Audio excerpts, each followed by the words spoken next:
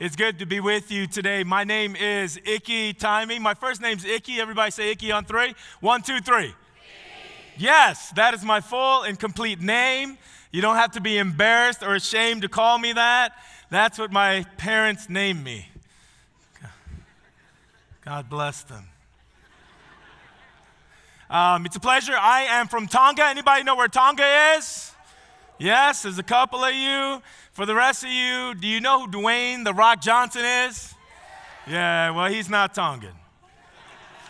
He's Samoan and he's black, which basically makes him Tongan. We are in the South Pacific down there. Samoa is like our more popular cool cousins. Everybody know them, right? So I always refer to myself via them because we are like the unpopular, nobody knows our little island Tonga. So we're in the South Pacific. I want to teach you a little Tongan today. Everybody say malo lele. All right, that's our traditional greeting. If you run into another Tongan, first of all, make sure they're not Samoan. Make sure they're Tongan, and then you say malole. Okay, go ahead, do it again. Malolele. Fantastic, fantastic. All right, I'll teach you one more. Here we go. Ready? Repeat after me. Omai ha'aku silini. Okay, now let's say it together. Omai ha'aku silini. Okay, now you got to say it with some grit, with like some funk. You got to say it from, it's like guttural. Omai ha'aku silini. Ready? 1, 2, 3. All right, you sound good. That means give me some money. So there you have it. There you have it. Turn to somebody right now and say, "You're awesome." Turn to somebody else and say, "You're beautiful." All right.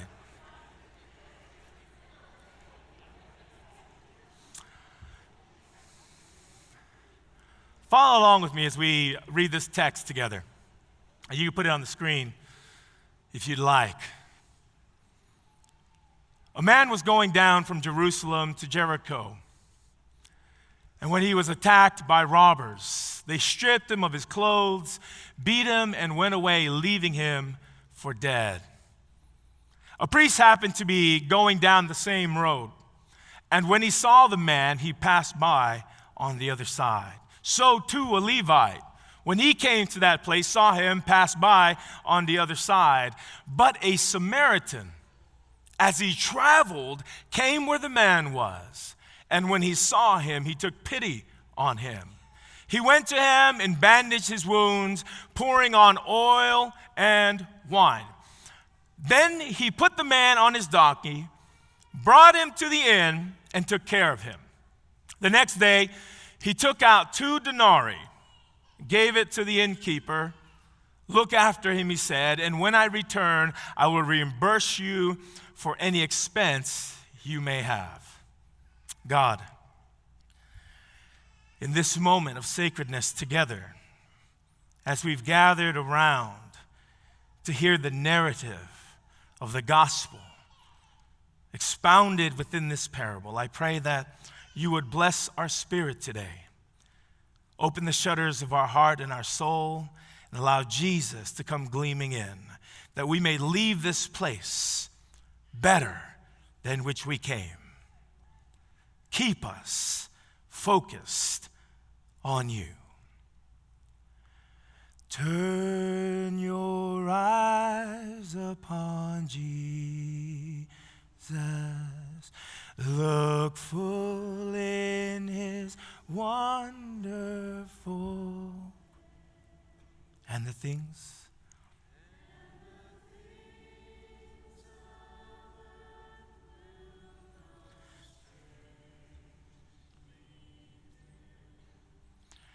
in the light of his glory and grace.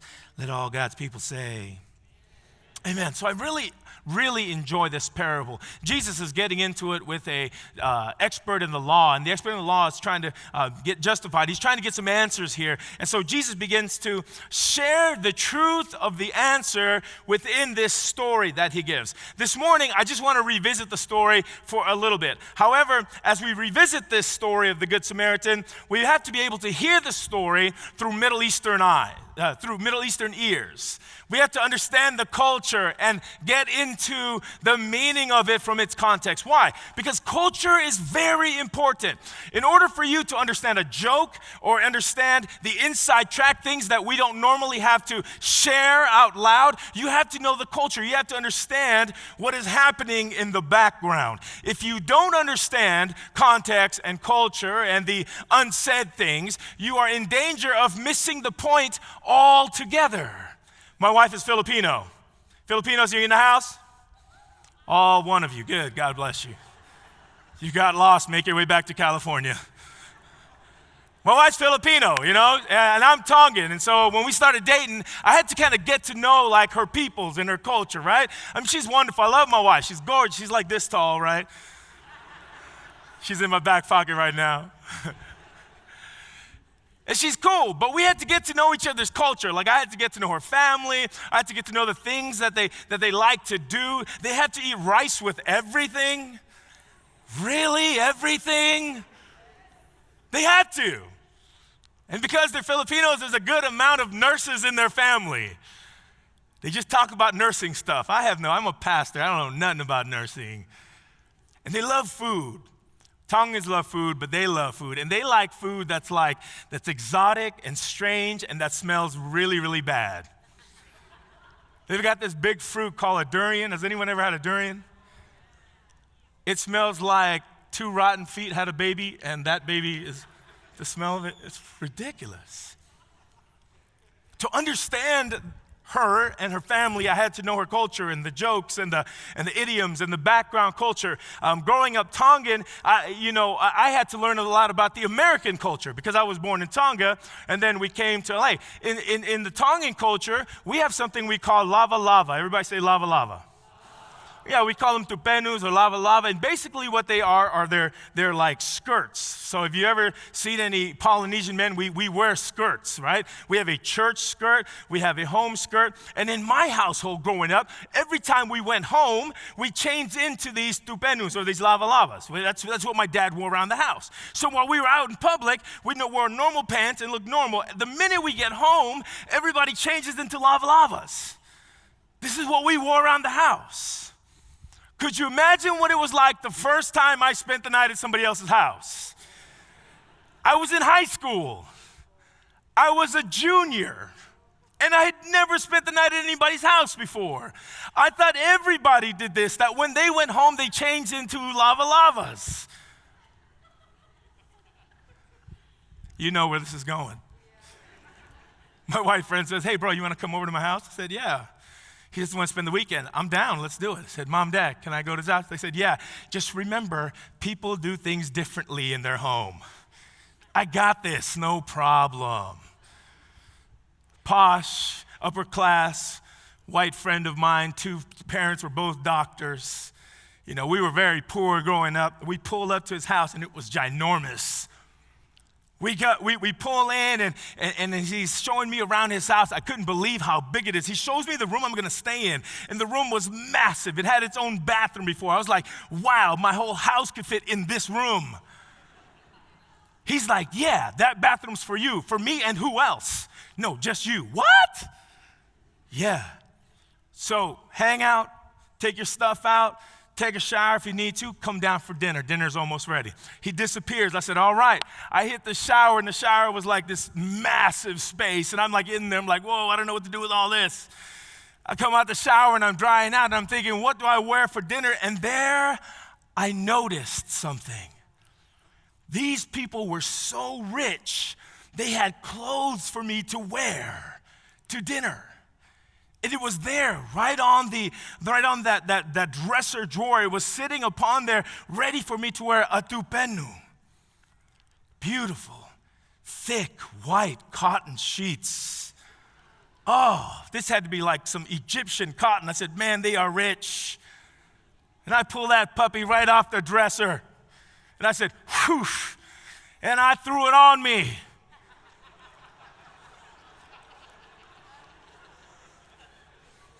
I start to head down to the dining room table, and down in their dining room area, it was 2 doors. You had to kind of open it up like that. And I thought, I am going to make the grand entrance so that they know how much I appreciate the clothes they gave me. I flipped those doors open, and there I was. beautiful white family sitting around a table. It got real awkward. And it was like, and the mom, you should have seen her face. It was like, wait, what? Wait, what is that? And she's looking at her son, and he's like, I don't know what that is. I don't know what he's doing. And I'm like, wait, what? What am I doing? And then he looks at me and he's like, bro, why are you wearing the sheets from the dresser drawer? I said, this is not clothes? Why are you all wearing church clothes right now? Where? And mom's like, are you trying to? And he's like, no, I'm not saying it. I don't know. And so I don't know. It's okay, goodbye, everybody. And I shut. Super awkward. Learned a lesson that day. Sheets are not clothes. Turn to somebody and say, sheets aren't clothes. To get culture is to understand rhythm and story and idioms and to know the things that we don't speak of. And sometimes as we're reading the Bible, we just read it on the surface area. And so we miss a lot of what's happening there. We miss a lot of background. We miss a lot of things that Jesus doesn't have to say because everybody already gets it. So as we approach this particular parable, I want us to give some time to look at it and maybe see some things that we hadn't seen before. So to do that, I'm going to elicit the help of Dr. Kenneth Bailey, who's a Middle Eastern, who's a biblical scholar, but spent a lot of time researching the Middle East. We're gonna ask some help from our girl Ellen. She's on it with some of her writings, and of course Dr. Mulholland, and of course Professor Burns. As we look at this particular story that he sets out, the first thing we've got to notice about it is that it has 7 stanzas. There are 7 stanzas in this particular parable, right? The man gets robbed. He's ignored by the high priest. He's ignored by the Levite. A Samaritan picks him up. He puts him on his donkey. He takes him to the inn, and he pays for his lodging. That's 7 of them before us as we look at these stanzas. Well, according to the Hebrew people, the number 7 means what? Perfection, or whole, or complete. And so as Jesus tells this particular story, those of the time, these writers, right, these Hebrew writers, often wrote in these Hebrew chiastic structures where the story doesn't go from left to right. It's not linear. You don't listen to the story from the beginning and then you follow it to the end. In a chiastic structure, oftentimes, the pinnacle part of the story is in the middle. The finale's in the middle. So you work towards the center. So as he tells this story, the people that are listening recognize there are 7 stanzas. And so as they hear the 7 stanzas, they say to themselves, wow, Jesus has a perfect answer for the expert in the law. The expert in the law says, hey, I need to know, how is it that we can get to heaven? I need to know, how am I justified? And he says, there is a complete and whole answer in this story. So listen carefully. And they begin to listen. And you and I begin to watch the chiastic structure build. And so, in the first stanza and in the 7th stanza, you see that the man gets robbed. He gets taken from him his possessions. In stanza 7, you notice that the Samaritan spends or reimburses the one that's lost. So while he has been taken from and he's been robbed, here in stanza 7, its counterpart, he is being reimbursed for the loss. He's being watched over by the Samaritan. Secondly, you'll notice that the priest passes by and the priest sees him and leaves him be. In the temple system, there are 3 levels. There is the high priest. High priests are those of the highest order in the temple, and you get that position by heritage, by birth. So you are your dad was your grandfather. They are the high priests. The next in the level are the Levites, and then the lowest in the temple order are the lay people, just Jewish men who worked there and gave their time. So as you see here in the second part, the priest passes by, and he ignores him. Sometimes we think that's kind of cruel and unjust, and these priests and these Levites are horrible people. But the thing is, the Levitical law does not allow priests and Levites to touch dead bodies. So while this man looks dead, it was the priest who was not allowed to touch him. By law, he was not allowed to put his hands on him. The priest and the Levite may have wanted to help. They may have really just wanted to be there for this guy. But according to the law, they could not touch him. No matter how much they wanted to help, they were not allowed to. So in part 2, you'll see the priest passes by, and the priest, being the highest of the order, would probably be riding a donkey.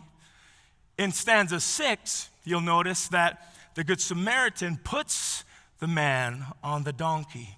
So while the Levite passes by on his donkey, not pulling aside, the Samaritan pulls over, puts him on the donkey. Then you've got the Levite who passes by, stanza 3. And in stanza 3, the Levite passes him by, not necessarily because he didn't want to help through the law, but because if they were traveling the same road, and the high priest, who is the order above him, does not pick him up, then the Levite who comes by is now under the intimidation that if he helps this person, who most likely the high priest left as is, the high priest would have something to say about it.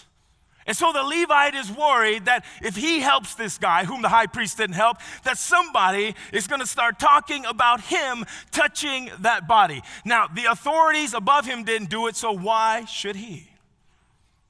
In stanza 5, we notice that the Samaritan doesn't take orders from a hierarchy. He just treats the wound of the person that is in pain. And then we get to stanza 4. As Jesus is telling this particular story, stanza 4 sticks out like a sore thumb. Maybe not to you and I because we're really used to this story, right? But the temple order is priest, Levite, layperson. So when he's telling the story of the people passing by, who do they expect that Jesus would say next is going to pass by? Who is it? The layperson. They're expecting Jesus to tell this story in perfect order. The Levite doesn't touch him. The high priest doesn't touch him. But surely this good Jewish man will be the one who touches him.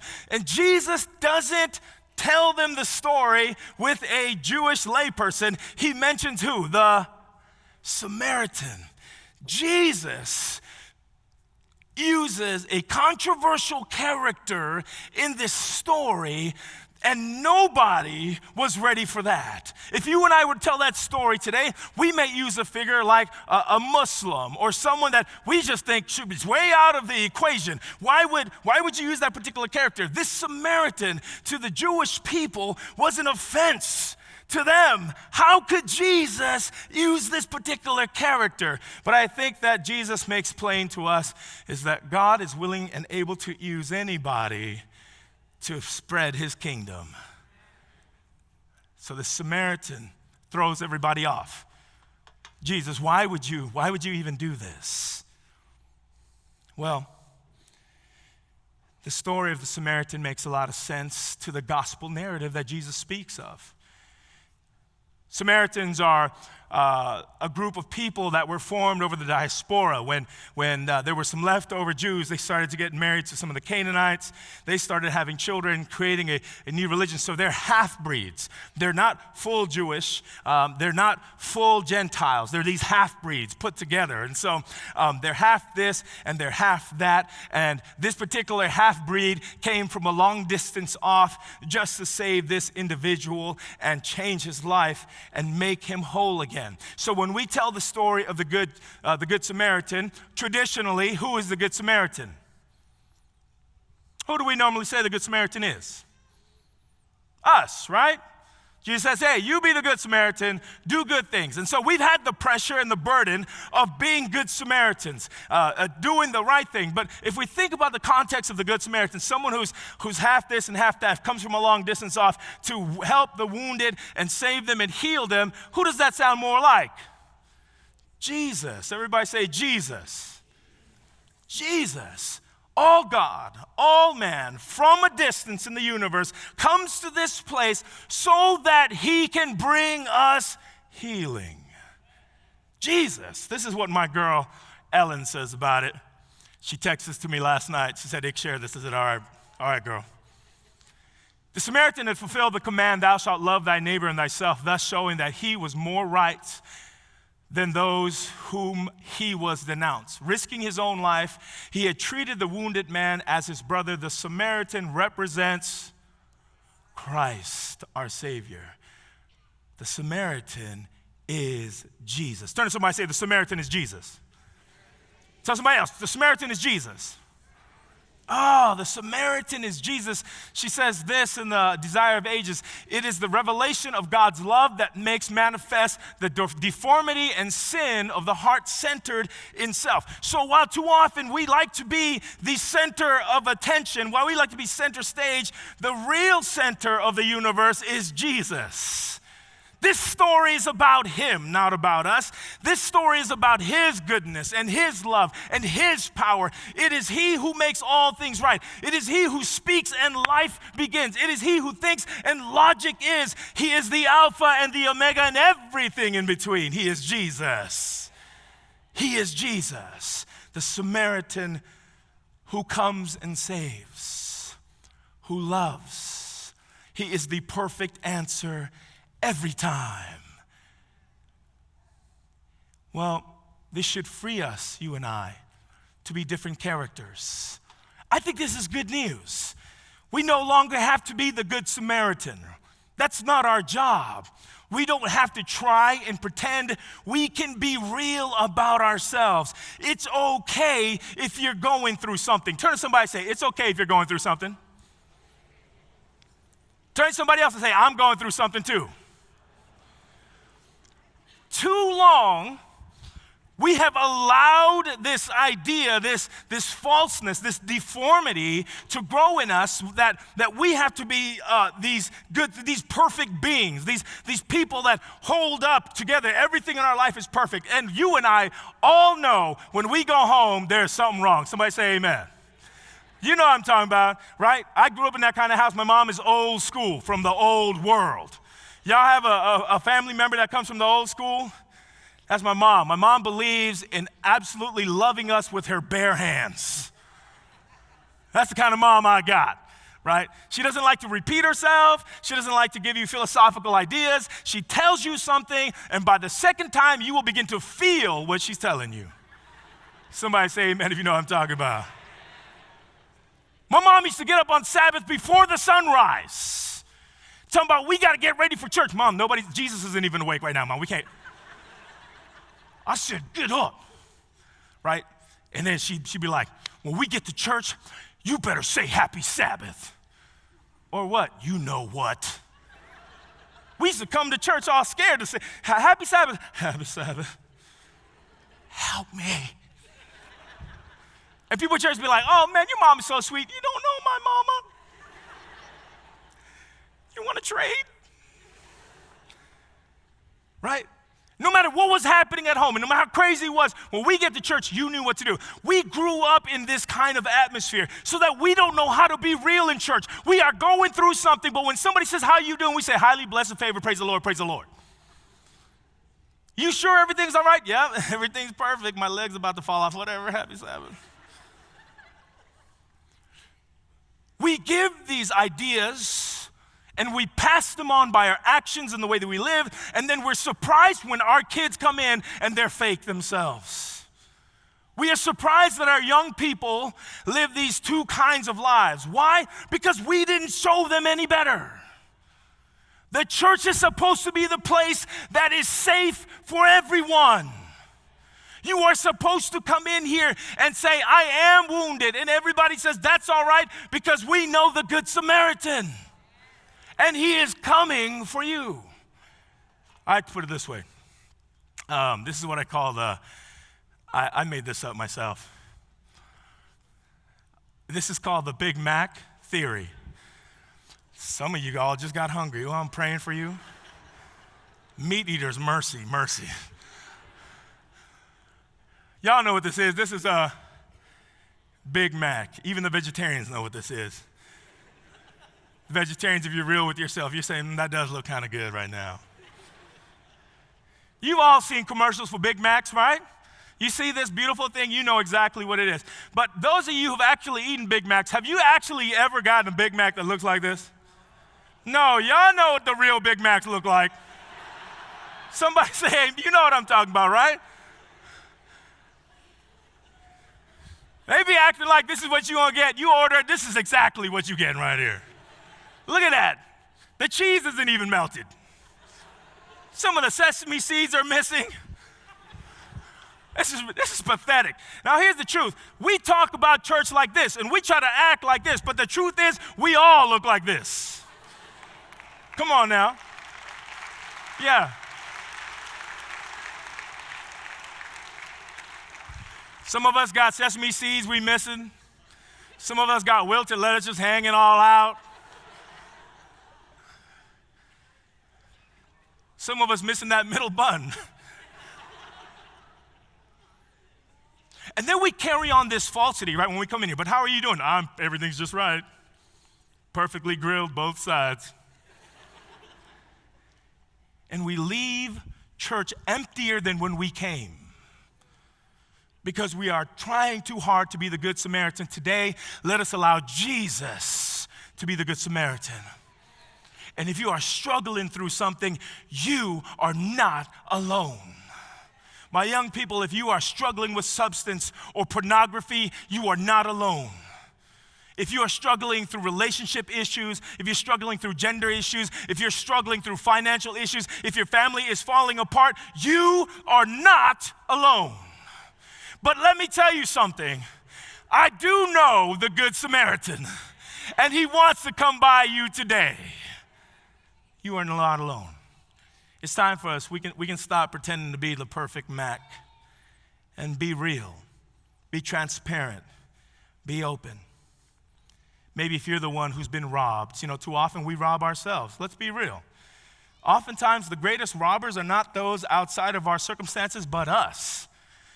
We rob ourselves. Man, we look in that mirror every day. Oh, my goodness, I'm too fat. I hate when skinny people say that. Don't you, amen? Somebody say amen? You know skinny people say stuff like that? Making stuff that you just want to punch them, you know what I mean? Somebody, I'm being real today. I need prayer. Somebody help me out. All my skinny friends out there, just want to tell you, you're not fat, right? You ever get around somebody who's like 10 pounds, and they're like, oh my goodness, look at this. Ugh, so fat. No, that's called skin. Leave it alone. You need that. That's your biggest organ. We get crazy about it, man. I mean, we continually rob ourselves because we're continually trying to compare ourselves to somebody else. Well, if they drive a nice car, I got to get a nice car. And then you try to get that nice car, and then you super broke because you got that nice car. So people are like, nice car. Let's go to your house. I ain't got a house. I live in my nice car. We put ourselves through these things and we're constantly comparing ourselves and pushing ourselves and robbing ourselves of true, full, abundant living in Jesus. And we keep following the curve where everybody else is telling us we should be, following that mold, because that's, ladies, I just want to tell you, you have got the roughest job in the world because you are women. Let's just give all our ladies a big round of applause right now.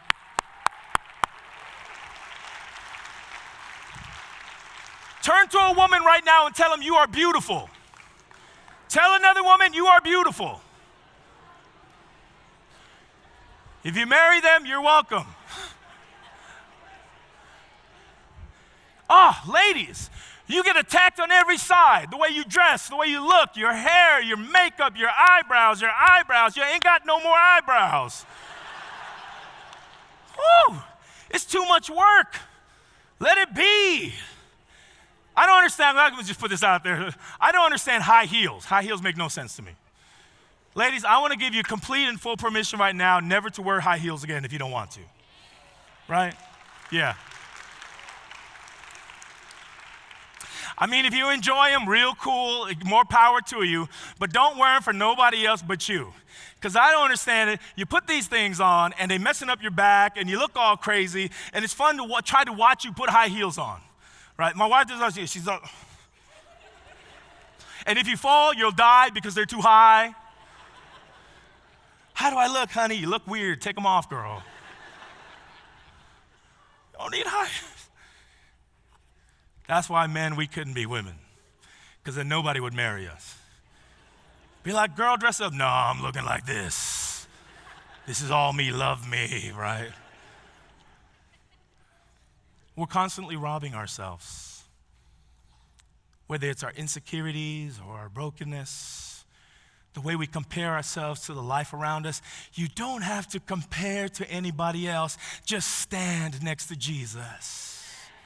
You are beautiful and awesome the way God made you. He loves you and has a plan for you. So, maybe we were robbed. Maybe we've been robbers. Maybe we're the priest in this particular story, right? The priests, they knew their job. They had to follow through on their rules, and they wanted to help quite possibly. They didn't want to leave the guy out there, but what do you do? I mean, the law dictates that you don't do this, and sometimes we get so caught up in us and our personal righteousness that we have a difficult time helping other people. And I have to say this, I think Jesus is more interested in you loving people than you and your self-righteousness.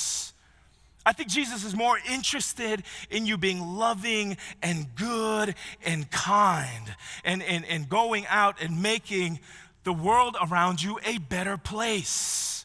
You don't have to be exact and perfect on every account. Now, this is what my girl Ellen says. Ellen, this was an email. She said this.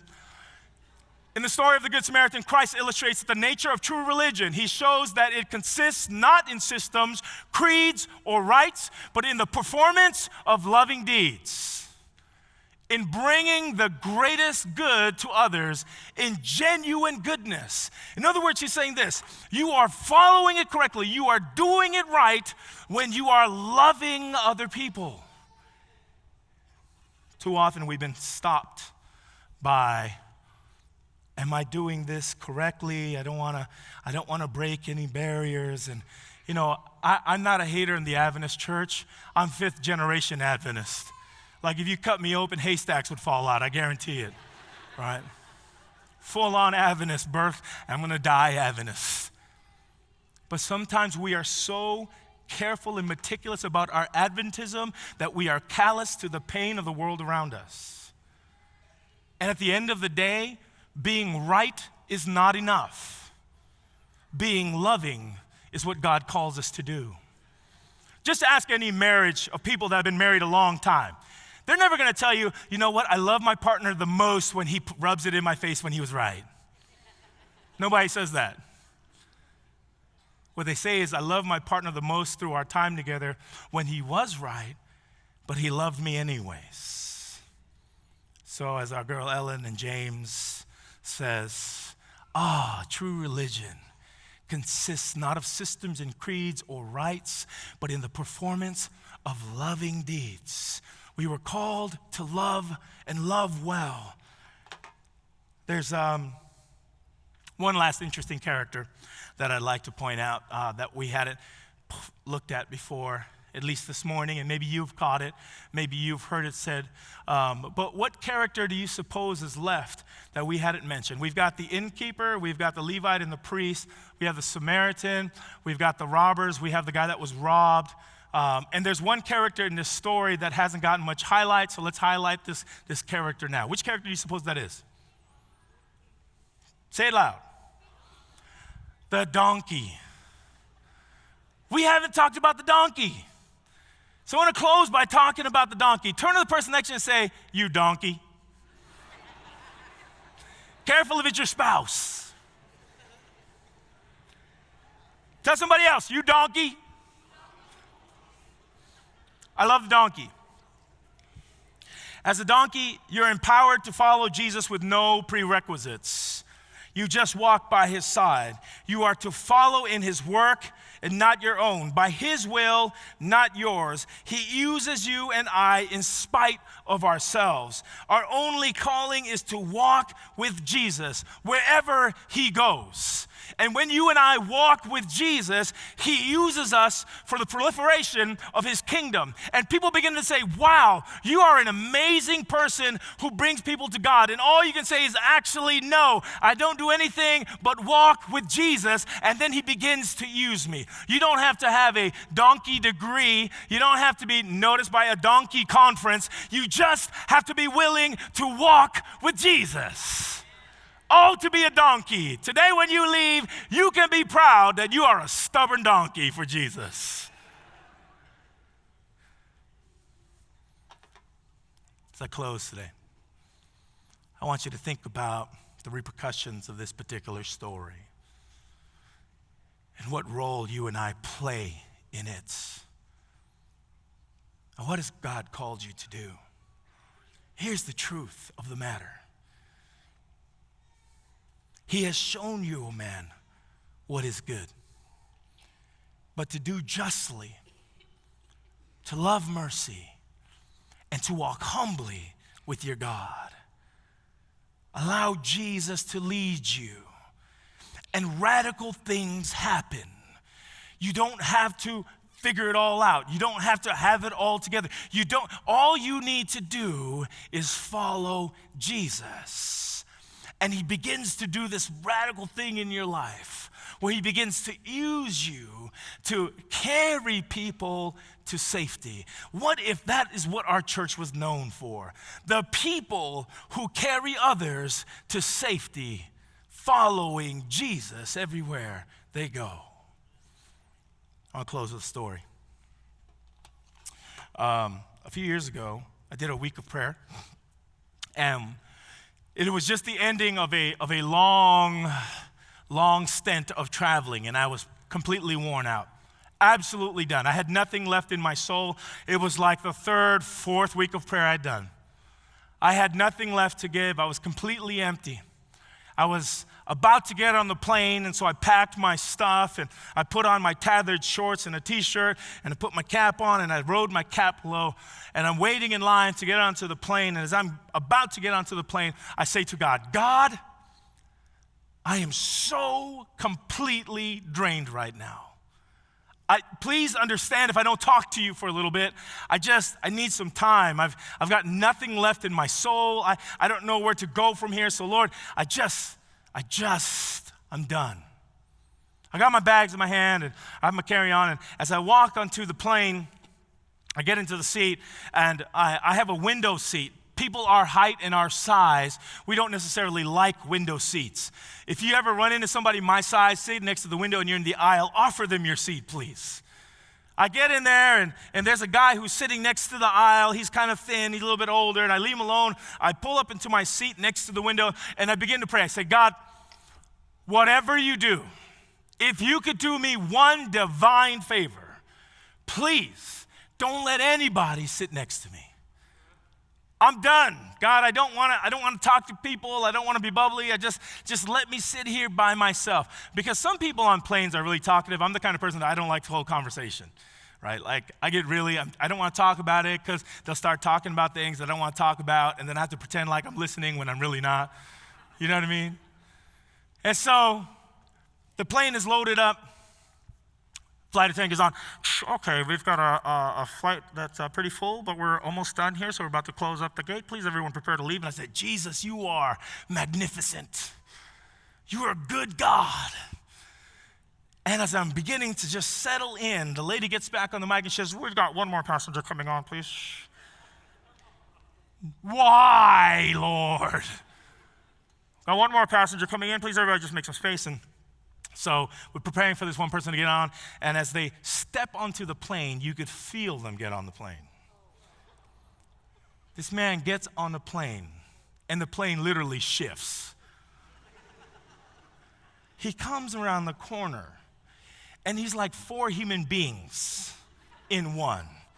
He's like some big chunk of human magnitude. He's huge. He's got tats all over him. And he's walking down the aisle, and in my heart, I am crying, I'm throwing ash on my head, and I'm renting my clothes. And I said, Lord, if ever you were to prove yourself true and right and real to me, you do not let that piece of human magnitude sit in this little chair. The man comes and he stops and he looks down and he looks at his little ticket. And I look away. Because when you look at somebody, it's like inviting them in, right? Don't look at them in the eye. I looked away, I looked out the window, and I'm praying, Jesus, please.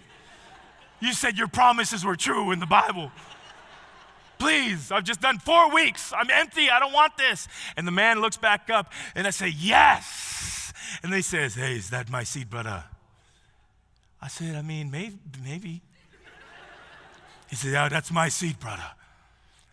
This guy is just muscle on muscle. He's got these tats, and every time he breathes, the tats get longer. He's got veins on veins, and he's trying to get in this seat with the poor little man by the aisle. He's like, boom, boom, boom, boom. And the guy just, oh, this is too much. Right, good. He sits down, whoosh, and he's literally sitting on that man's seat and my seat. He has pushed us to the edges. I'm literally pressed against the window. I'm like breathing, putting SO, help me. Sometime during that flight, I don't even know where the guy went next to us. He just disappeared. I don't know if he got sucked into his armpit or if he was sitting in the toilet the whole flight. He was gone. This guy, he's spread, hey, brother. I said, oh, no, okay, well, I'll be in this yoga position for only 4 hours, 5 maybe. I can't even feel my legs anymore. It's cool, fine, Lord, whatever. I'm just looking out the window, I'm just like, I'll just be here, just me in this window, and I'm breathing, and I'll be fine. And as the plane struggles to take off, I find out something absolutely egregious. This man was a talker.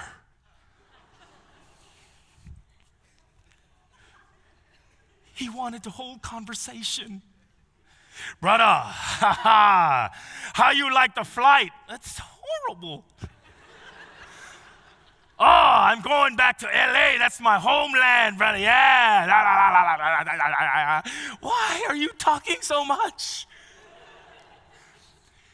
Early on the flight, he's going on about how he was born and grew up in LA, and he was in some gangs. Brother, I was in some bad gangs. I did some bad stuff. And now it's getting worse. Why are you telling me this? And he says, my family, they had to move me out of here because I was getting some real tough stuff. And so they moved me out into the islands. And so this is the first time I'm going home, brother. Oh, yeah. Okay, cool. And he's going on and on about stuff. And then he says, yeah, so what do you do at home? I said, this is where I live. I'm going back. I want to see my family. I just want to chill. Then he says, oh, yeah. I'm going to hang out all weekend long. Well. In the weekend, my family go to that church. Brother, they go to church. I said, oh, yeah, okay. He said, I hate church. Oh, yeah, me too. He's starting to get angry. He's like, veins are starting to pump up again. His face is like, he's like, yeah, brother. Oh, those pastors at those churches. All they do is rip families off. That's when it all started, brother. Oh, that pastor in that old church. Oh, man, this is what, and then he's like, the shirt is starting to get tight on him, right? I'm like, oh, my goodness, he's going to rip out. And he's going on, and he's so angry about churches, so angry about pastors, and if I just see another pastor, I kill him. He's going off, and as he's trying to cool down off, he's like, what do you do for a living? I'm a dancer, bro. You're not a dancer. Look at you, too big. No, you're too big. Please don't be offended. For real, brother, what do you do for a living? I said, well, I'm a motivational speaker. You motivational speaker? You travel a lot? I mean, mostly to the same place every week. Oh, what do you mean? Oh, yeah. I have this place where I do motivational speaking. He said, and what kind of crowd comes? Same people, they come back. They got a lot of issues. They said, okay. Let me come this weekend. Where you at? I said, oh, no, you don't want to come there. Not worth your time or my life. I said, no, for real, brother. So wait, you motivational speak at the same place, same people, every week? Yep. Every week? Yep. You sound like You sound like a pastor. Are you a pastor? I mean, like, what does it mean to be a pastor, really? Right? When you say that, what are we talking about? He's like, you pastor at a church? Is this what it's going to be like at the end times? And at this moment in my head, I'm praying, God, give me some answers right now. God, give me some really great Bible verses I just want to throw out there. Give me some great theological gymnastics I can do to move this guy. And you know what heaven did to me? It was dead silent. It was like God was playing a cruel joke. He's like, oh, wait, check this out, guys. Yeah. No, don't help him. He's got this, Jesus. Let him do it. And I was like, and he's like flipping a lid at this point, man. I really thought he was going to just chuck me out that little window, you know what I mean? Like, I can't believe this. Oh, I hate you guys. Oh, and I'm like, Jesus! Right now would be a great time to give me an answer. But my soul was empty. There was nothing in there. I had nothing left. And heaven was quiet. And I thought to myself, this is just the worst moment in my life. How can I even do anything? And all I hear in my head is this: I'm sorry. And I said, you better be sorry. Because you ain't giving me anything. And I just keep it, I'm sorry. And so as he's going off, I turn to the guy. I said, what do you got to say? And the only thing in my head was, I'm sorry. So what do I say? I'm sorry. Oh. What? Yeah, I'm sorry. I'm sorry that you ran into people who are God's children that treated you wrong. And God's sorry because he's saddened by that. And I'm sorry that these people hurt you and these pastors, they hurt you. We're not all like that. And I'm sorry. And this big chunk of human nation.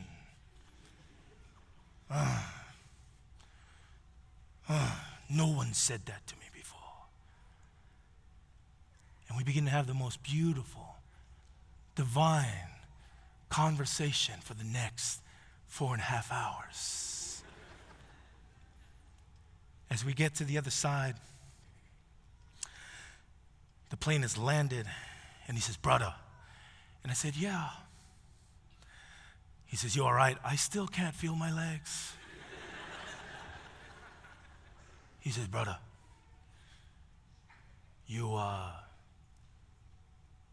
pray for me? Sure. But I think your father wants to hear from you more than me. He's probably sick of hearing me right now. He says, no, you pray first. I don't know how to pray. I said, okay. So the man stands up into the aisle of the plane, and he rips me out of my chair. He embraces me into his arms, and like a baby in a mother's arms, I'm dangling from him like this. He's got me in his big pectoral muscles. Like gravity, it's sucking me in. There's a line of people trying to get off the plane, but no one is willing to move him. Some lady's like, can you just? And the man was like, hey, be quiet. He's praying. We don't want to die. Just wait. He's holding me. I'm in there. He says, brother, pray.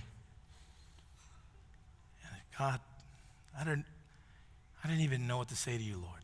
Father, thank you for all that you do. Thank you for your divine guidance. Your son, he's been beaten up, and he wants to come home. And as I'm praying, I just feel these huge crocodile tears fall on my head.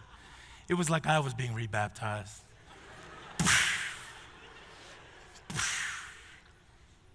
He's like, I'm like, I say amen, and I said, okay, you pray. And he's holding me tight. And it's silent. The plane is completely silent. The heavens are silent. The Father is listening. And he holds me tight. And he says, Vada, I'm coming home.